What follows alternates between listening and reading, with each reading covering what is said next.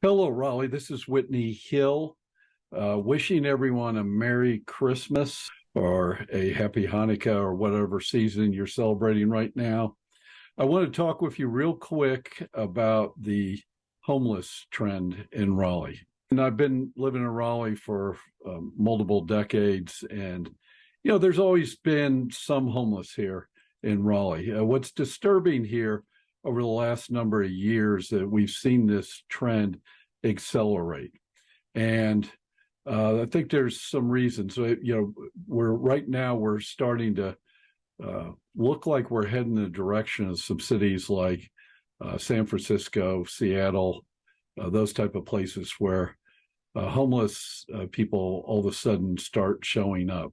And of course, around Raleigh, if you look carefully, you'll see little tent cities that are being set up in the woods. Sometimes you can see them from the street. I know there's a very large one out by the mall out US 1 toward Wake Forest. Why is this happening? Well, Raleigh right now is growing. Growth is good. We always like to have growth, but my feeling is that Raleigh's growing too fast. What's happening right now is, in order to bring corporations in, we're giving tax breaks. The corporations moving in here in the interest of growth.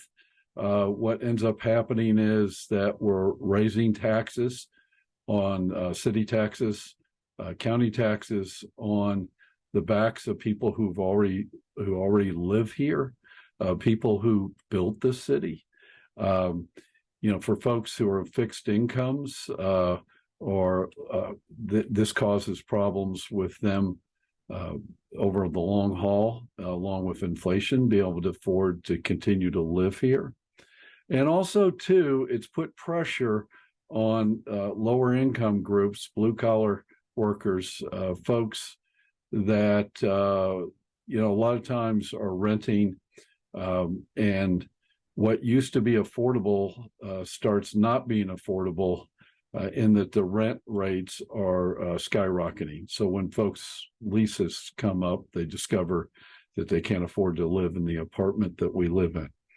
As I was out campaigning for the election for city council, I ran into one gentleman who lived here a while, like me, who said, we used to not have to, need affordable housing, because affordable housing was just there. It was in the private sector. Folks could afford to live in an apartment in Raleigh. There was competition that drove prices down because there's plenty of apartments, and the apartment complexes were having to compete aggressively to get renters in there. So I'll leave you with this. Right now, I think we open up.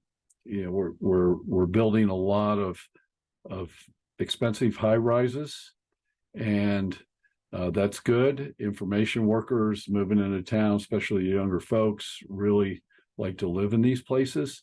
But then we throw in what we call affordable units. And the affordable units are not really the type of affordable units that lower income people are going to afford to be able to live in. It's the type of place, it's $2,500 a month and 600 square foot apartment that, someone who's 25 years old and an information worker is going to be able to, live in, but it's not going to be the type of thing that a lower income person is going to be able to move into. And at the same time, we're subsidizing these apartments. And so where's that money come from? It comes from raising tax rates with the citizens. So, I'll leave you with this. My stand on this is that I think we really need to get back in to a balanced building program where Apartment complexes and affordable apartments are being built at a rate. Also, housing for the middle class is being built at a rate that we maintain the type of prices that we've had in this community. We don't go into historical neighborhoods and just on the fly change the zoning in those neighborhoods, whether it be Hayes Barton or, a historically African American community downtown. We need to preserve our neighborhoods and protect them from rising property taxes and from just an excess of demand to supply in the community. So basically, my position's always been, let's have housing and growth that benefits everyone in the community. And even if you're not in the lower income community in Raleigh, running our service workers out of the community or making them have long commutes from outside the community, that's not really good for everyone in Raleigh. It's just going to mean higher prices and jobs that can't be filled in the service community and that type of thing. So my name's Whitney Hill. That's my position on that. And again, I wish everyone a Merry Christmas or happy holiday season. Whitney Hill, signing off.